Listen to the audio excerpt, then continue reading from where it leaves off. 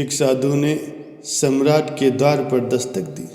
सुबह का वक्त था और सम्राट बगीचे में घूमने निकला था। संयोग की बात, सामने ही सम्राट मिल गया। साधु ने अपना पात्र उसके सामने कर दिया। सम्राट ने कहा, क्या चाहते हो? साधु ने कहा, कुछ भी दे दो, लेकिन एक शर्त है, मेरा पात्र पूरा भर जाए। मैं थक गया हूँ, ये पात्र भरता ही नहीं। सम्राट हंसने लगा और कहा कि तुम पागल मालूम होते हो। पागल न होते तो साधु ही क्यों होते? ये छोटा सा पात्र भरता नहीं। फिर सम्राट ने अपने मंत्री से कहा, लाओ स्वर्ण असरफियों से भर दो और इस साधु का मुंह सदा के लिए बंद कर दो। साधु ने फिर कहा, महाराज, मैं याद दिला दूं कि भरने की कोशिश आप करते हैं तो ये शर्त है कि जब तक ये भरेगा नहीं, पात्र मैं यहाँ से लेकर के दूसरी जगह जाऊंगा नहीं। सम्राट ने कहा, तो घबरा मत पागल, हम इसे जरूर भर देंगे। सोने से भर देंगे, हीरे जवाहरातों से भर देंगे। लेकिन जल्द ही सम्राट को अपनी भूल समझ में आ गई। असरफियाँ डाली गईं तो उसमें जाकर के वो खो गई। हीरे डाले गए, वो भी खो गए। लेकिन सम्राट भी जिद्दी था। फिर साधु से हार मानने की वो बात सोचता भी नहीं था। सारी राजधानी में खबर पहुंच गई। हजारों लोग इकट्ठे हो गए। सम्राट अपना खजाना उड़ेलता जा रहा था। उसने कहा, आज दांव पर लग जाना है, सब कुछ डुबा दूंगा, मगर पात्र जरूर भर दूंगा। शाम हो गई, सूरज ढलने लगा।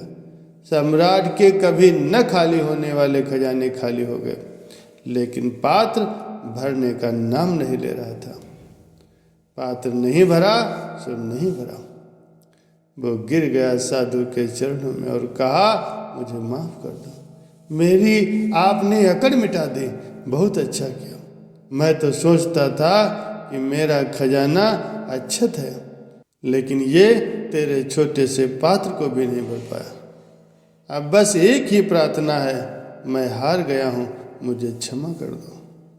मैंने व्यर्थ ही तुम्हें आश्वासन दिया था इस पात्र को भरने का, मगर जाने से पहले एक छोटी सी बात मुझे बताते जाओ। दिन भर यही प्रश्न मेरे मन में उठता रहेगा, ये पात्र है क्या? ये किस जादू से बनाया गया है? साधु हंसने लगा। उसने कहा, इसमें जादू वादू कुछ नहीं, इसे आदमी के हृदय से बनाया गया है। ना आदमी का कभी हृदय भरता है और ना ही ये पात्र भरता है। प्यारे सज्जनों, इस जिंदगी में कोई भी चीज़ तुम्हें छका न सकेगी। तुम्हारा पात्र खाली का खाली रहेगा। कितना भी धन डालो इसमें खो जाएगा, कितना भी पद डालो इसमें खो जाएगा। पात्र सदैव खाली का खाली रहेगा। तुम भरोगे नहीं, भरता तो आदमी केवल परमात्मा से है, भजन सिमरन से भरता है, क्योंकि हमारी प्यास अनंत है और अनंत है वो परमात्मा, तो अनंत ही अनंत को भर सकेगा। इंसान की ख्वाहिशें कभी समाप्त नहीं होती। दुनिया के सामान, दुनिया की पद प्रतिष्ठा, चाहे जितना भी उसको मिल जाए, लेकिन उसकी इच्छाएं, उसकी वासनाएं कभी शांत नहीं होती। आप सभी ने सिकंदर का नाम सुना होगा। जब सिकंदर की मौत हुई तो नगर के लाखों लोग रास्ते पर खड़े हो गए, उसकी अर्थी का इंतजार कर रहे थे। अर्थी महल से बाहर निकली। वो जो लोग खड़े हुए लाखों की तादाद में थे, उन सब के मन में एक ही प्रश्न था। उन सब की बात में एक ही जिज्ञासा थी, जो पूरे नगर में फैली हुई थी। बड़े आश्चर्य की बात थी कि आज तक ऐसा कभी नहीं हुआ। अर्थियाँ तो रोज निकलती होंगी, हर रोज कोई मरता होगा, लेकिन सिकंदर की जो अर्थी निकली थी तो ये बात हो गई थी, वो बड़ी अजीब थी। अर्थी के बाहर सिकंदर के दोनों हाथ बाहर लटके हुए थे। हाथ तो भीतर होते हैं, अर्थी में क्या कोई भूल हो गई जो हाथ अर्थी के बाहर लटके हुए थे। सारा गांव पूछ रहा था कि हाथ बाहर क्यों निकले हुए। सांझ होते होते लोगों को पता चल गया कि सिकंदर ने मरते वक्त कहा था कि मेरे हाथ अर्थी से बाहर रखना। उसके हाथ अर्थी के बाहर रखे जाएं ताकि सारा नगर ये देख सके कि उसके हाथ खाली हैं। हाथ तो सभी के खाली होते हैं, मरते वक्त उनके भी जिनको हम सिकंदर समझते हैं उनके भी हाथ खाली होते हैं। लेकिन सिकंदर को ये ख्याल था कि उसके खाली हाथ लोग देखें। जिसने जितना चाहा था उतना दुनिया का वैभव, दुनिया का राज्य, दुनिया के सामान इकट्ठे किए थे और सब कुछ अपने हाथों में भर लेना चाहता था। लेकिन आज मरने के पश्चात उसके हाथ खाली हैं। वो अपने साथ कुछ भी नहीं ले जा रहा है। ये दुनिया देख ले। सिकंदर को मरे हुए बहुत दिन हो गए, लेकिन शायद ही कोई आदमी अब तक देख पाया है सिकंदर के हाथ भी खाली हैं। और हम सब भी छोटे मोटे सिकंदर हैं और हम सब भी हाथों को भरने में लगे हुए हैं। लेकिन आज तक कोई भी जीवन के अंत में क्या भरे हुए हाथों को नहीं पा सका। अधिकतर लोग असफल मरते हैं। यह हो सकता है कि उन्होंने बड़ी सफलताएं पाई हों संसार में, ये हो सकता है उन्होंने बहुत यश कमाया हो, धन कमाया हो, लेकिन फिर भी असफल मरते हैं क्योंकि हाथ खाली होते हैं मरते वक्त। भिखारी भी खाली हाथ मरते हैं और सम्राट भी खाली हाथ ही मरते हैं। तो फिर ये जिंदगी का श्रम कहाँ जाता है?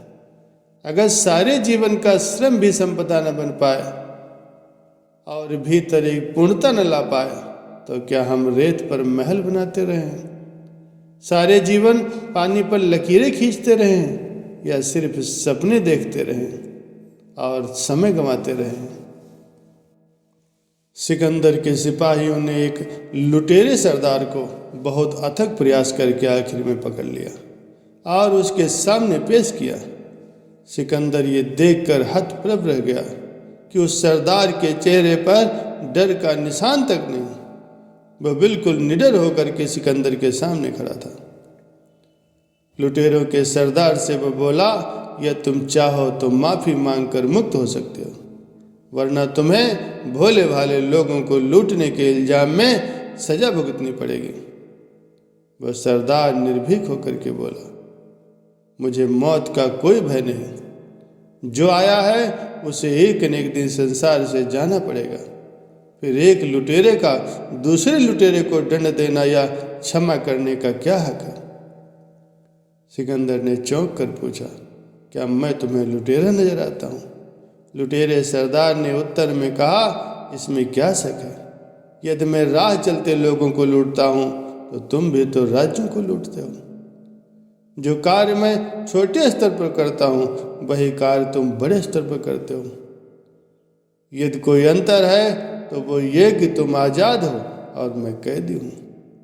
ये सुनकर सिकंदर निरुत्तर हो गया और उसने उस लुटेरे सरदार को मुक्त कर दिया।